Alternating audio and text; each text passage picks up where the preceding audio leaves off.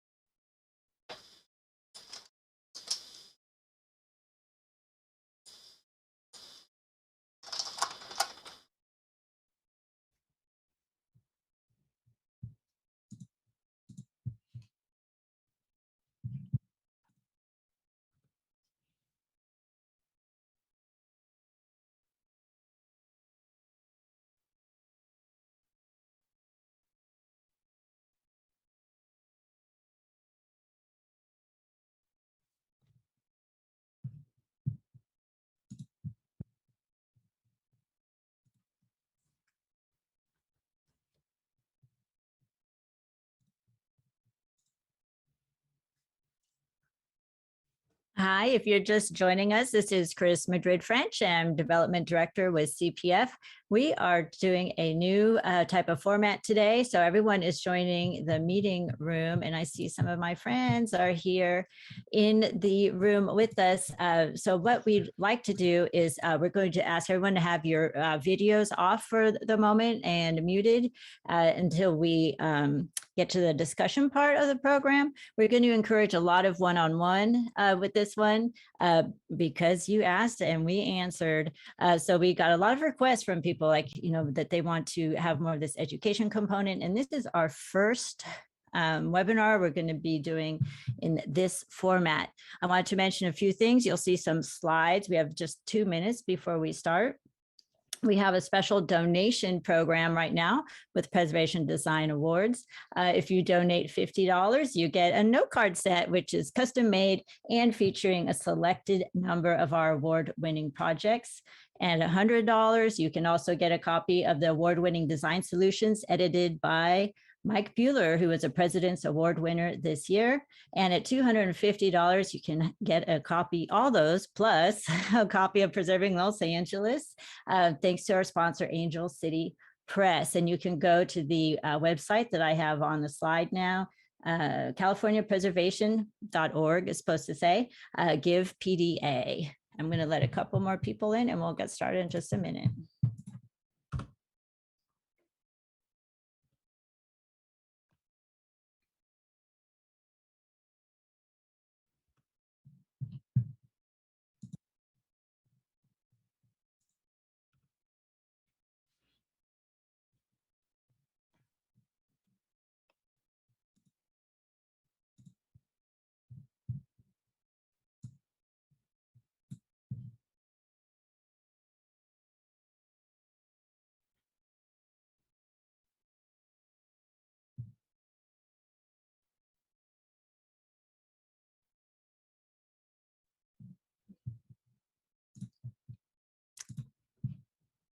Hey, everybody. I'm going to let a couple more people, I recognize the names here. Hi, John.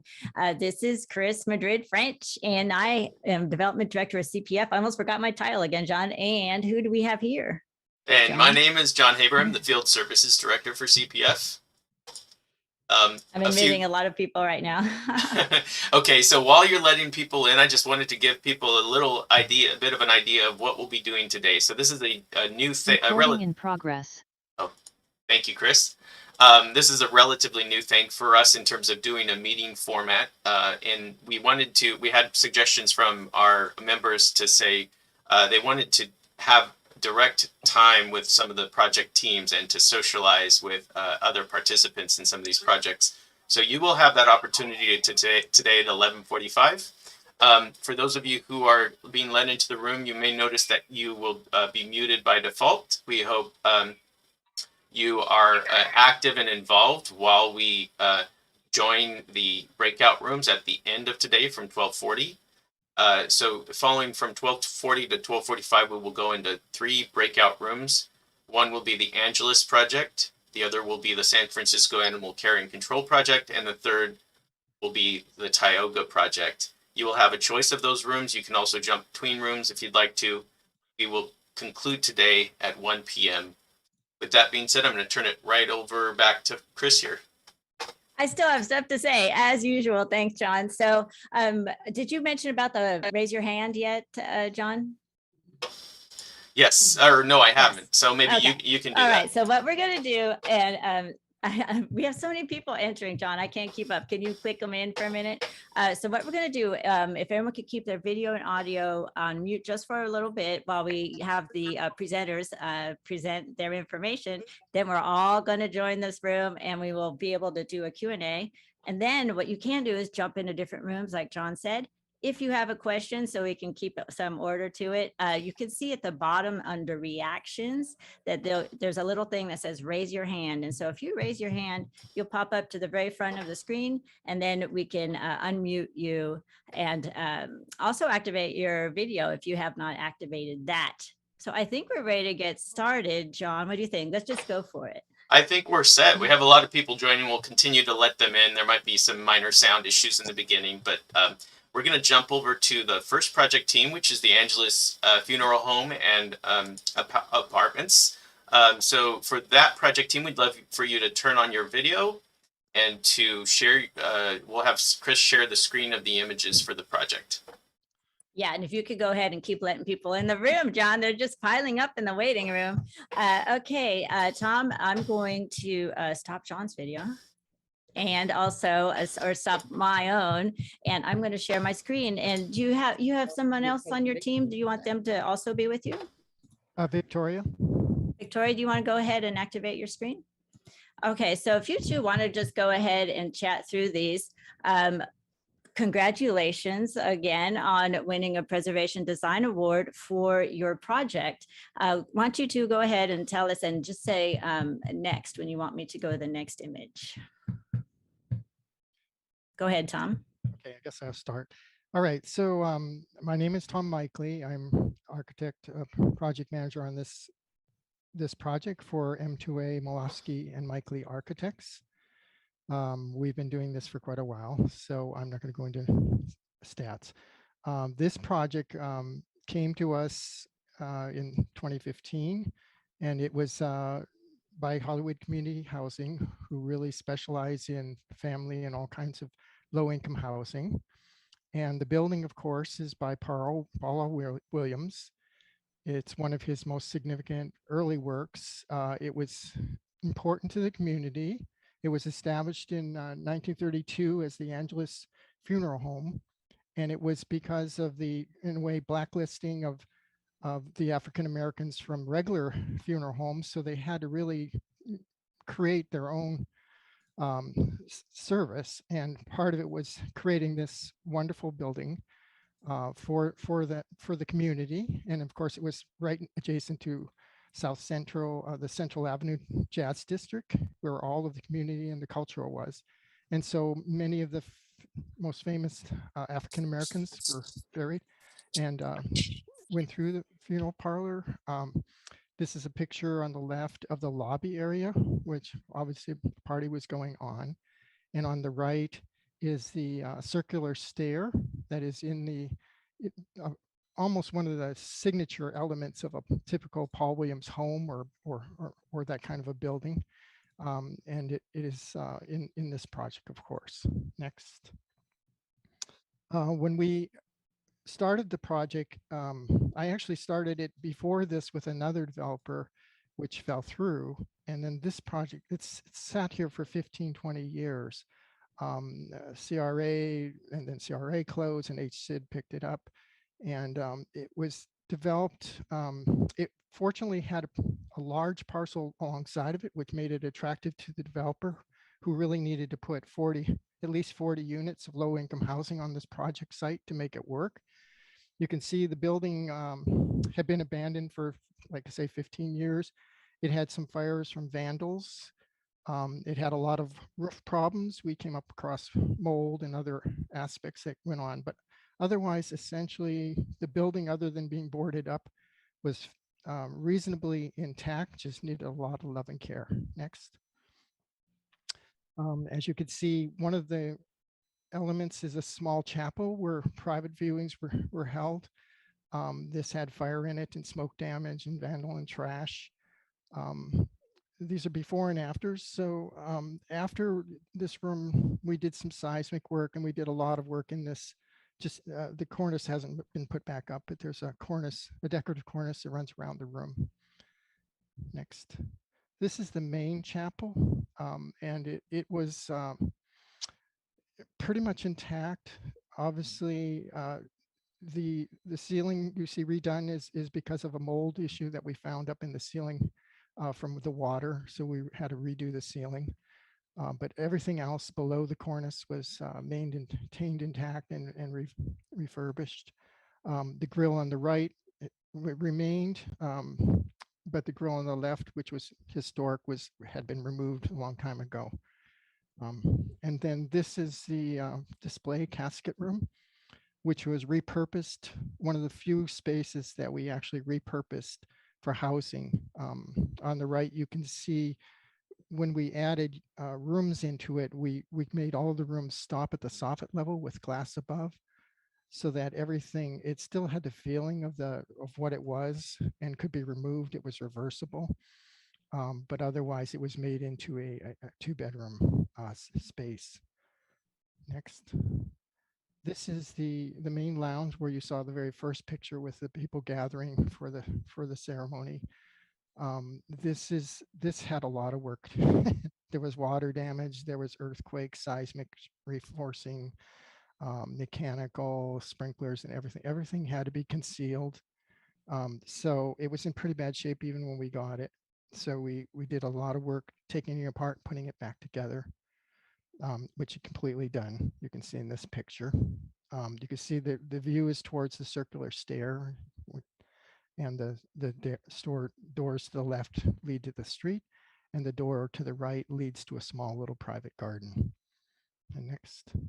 This is one of the small private office room that was wood paneled. We did have to do some seismic work. You can see on the right, the gray panel is kind of where the paneling was taken down and then re-put back up. And there was some mechanical add-in things, but the room now reads exactly like it did when you first, during the 30s. And then here again is the various stairs that we kept and renovated, to the back, a private stair that went out to the street for the residents upstairs, and the circular stair, which was reused. And this is now between the two buildings, there's a large garden. We made sure that on the street side, which is the primary side on Jefferson, that there was 50 feet between the buildings. And then this area is used for a child play area, a barbecue area, and tenant areas.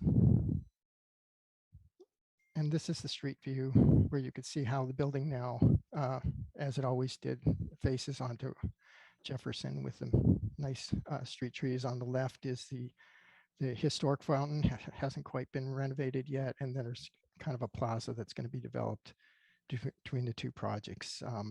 The Hollywood Community Housing also has a housing project right next to this behind to the left that was created along with this project.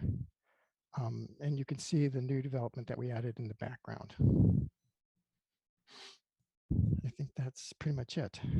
Yes, thank you, Thomas and Victoria. So what we're going to do, we're going to wait and ask questions at the end of all three presentations.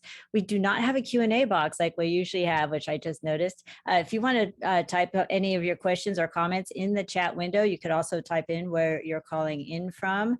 And there was one more thing and I forgot, and I think it was John, I think you need to hit record. Okay, so what we're going to do is ask the next project team to pop up, and then Thomas and Victoria, we'll see you again in a minute. If we could have the project team for this San Francisco Animal Care and Control. I am so interested to find out about this project. Let me get your slides up. Do you want to introduce yourselves while I'm getting your slides ready? Sure, I'm Patty Solis. I'm the project architect and I'm with San Francisco Public Works. I'm Jen Dameron. I'm an architectural associate with San Francisco Public Works. I'm Okay. Elizabeth Grow. I'm the preservation architect for the project, and I'm with Trainer HL. All right, so I am going to share my screen, and why don't you go ahead and talk us through your project?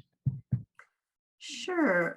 So here you can see the various iterations of the project, with the one on the upper right being close to when this project was built. The project was built in two phases originally. In 1893 is the first phase, which is on the right. Basically, there's like a pilaster that's sort of like the demising wall.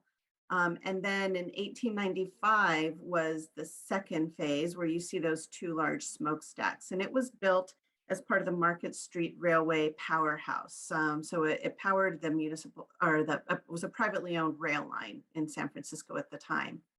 The next picture shows the demolition that occurred in 1928 of the smokestacks, and then the bottom two images are the current views now that the renovation for animal care and control has occurred. Next.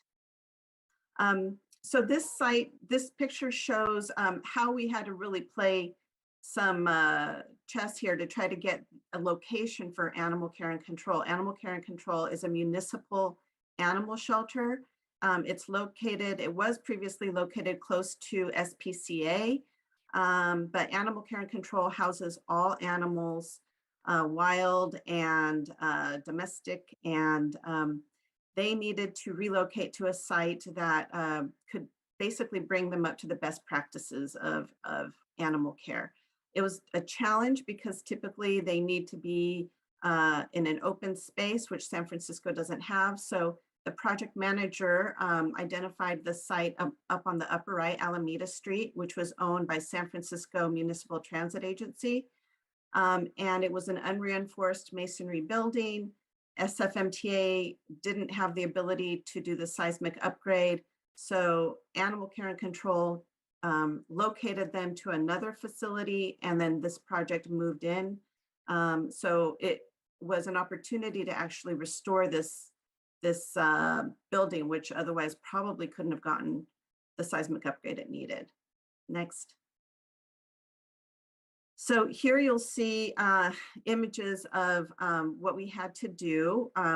We had to install 12 inches of shotcrete along the entire perimeter. So all the masonry walls around the perimeter were shotcrete, and there was also a masonry demising wall, which primarily was shotcrete as well. And we also had to horizontally slice it to fit all the program that we needed in there. And the picture on the upper left shows, in order to capture the outdoor space, which was needed for open space for the animals, we carved in a courtyard, which goes all the way down to the first floor. And we also have a roof deck. And historic preservation requested that the building basically looks similar to how it had originally looked. So we had to keep that first bay of the structure with the original roof line. It's a rebuilt roof. And then the side that is at the top there with the clear story windows, that is the original roof that we restored. Next. So here you'll see the floor plans, and the first floor plan shows the the south building, which is the narrow part, it basically had massive footings for the generators that were there when it was a powerhouse. And then the north part that faces the parking lot is all the dog housing, which had to be placed on the first floor because there was a lot of trench drains, a lot of waters that were associated with that. So that had to be located on the first floor. The second floor has the cats, the smalls, and office spaces. And then the south portion of the building has the sally port and the veterinary spaces and break rooms. And then on the third floor, the north part has the open area, the open deck, roof deck, and then all the mechanical, because this was quite an intensive building mechanically for the animal uses. Next. So here you'll see some images of before and after. The north building, as we call it, was, as you can see, overhead lines for SFMTA. It was unimproved building. Very little work was done on it. You could see, light coming through the roof. Water was pouring in. The windows were all the original windows. They were deteriorated, and Trainer HL did an extensive survey of all the work that needed to be done. So basically we had to replace the entire structure for seismic reasons. On the right, you see we're really trying to find ways where even though we're horizontally cutting up the building to fit all the program, to still maintain that sense of an open space. So at the adoption lobby, we have a triple height space where you can actually get a glimpse all the way up to the roof or the underside of the roof.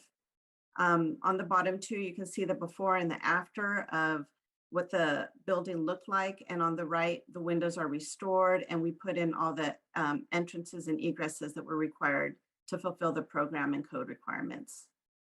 Next.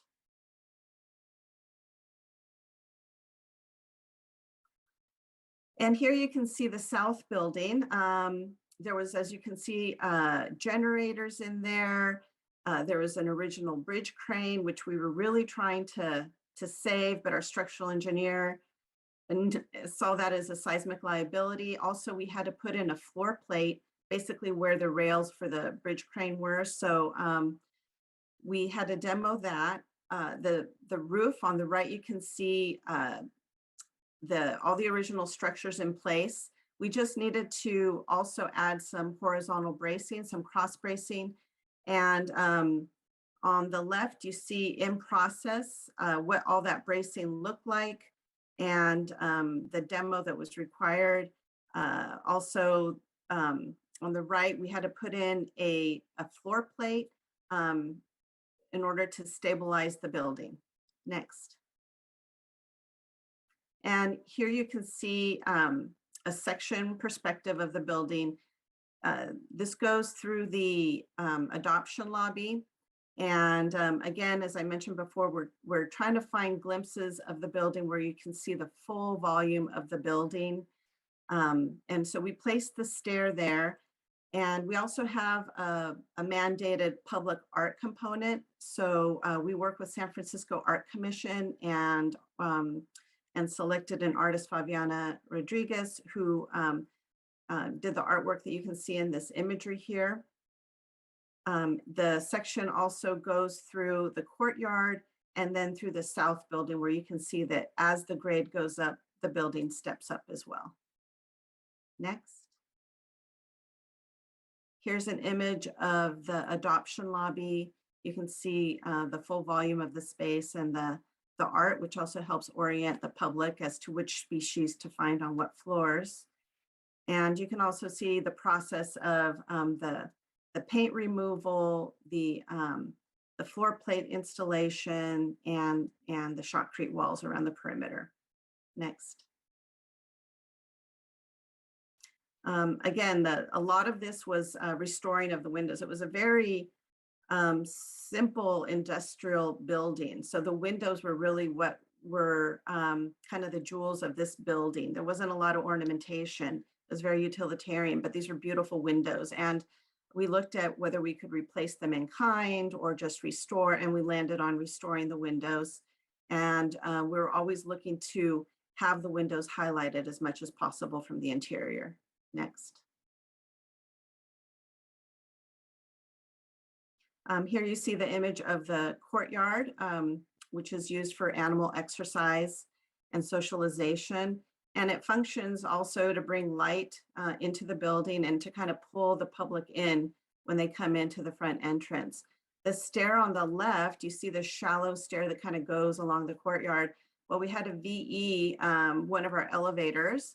And so we developed this, what we called a dog stair that had a very shallow rise and a deep run that was a very easy for the dogs to navigate so they can go upstairs up to the 3rd floor dog run if needed.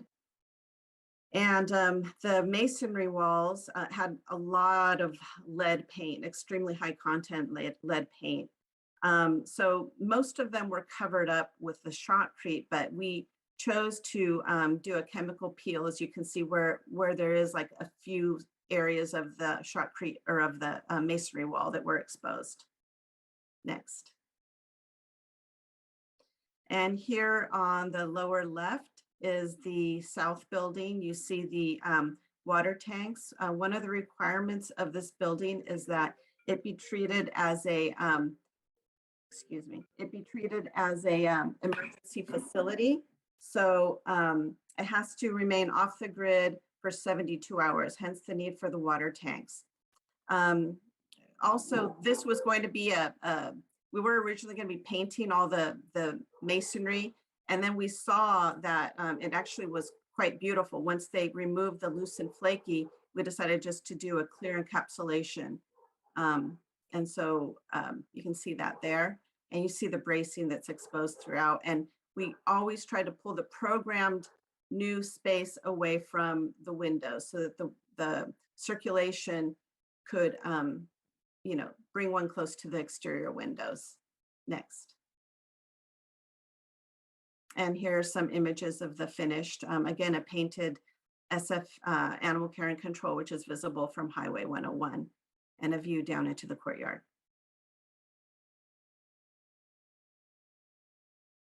Thank you so much. That is a wonderful project, and congratulations again for your winning of a California Preservation Award. And our last project we're going to talk about today is the Tioga. If the Tioga team would like to come on. Hey, Stephen, while I'm getting your slides up, why don't you go ahead and introduce yourself? Sure. My name's Stephen Lee. I am a senior associate and project architect at Page & Turnbull. Was the architect on the Tioga, working with Carolyn Kiernat, who was the principal in charge. And the Tioga, as you can see here, is located in Merced, California, in the Central Valley.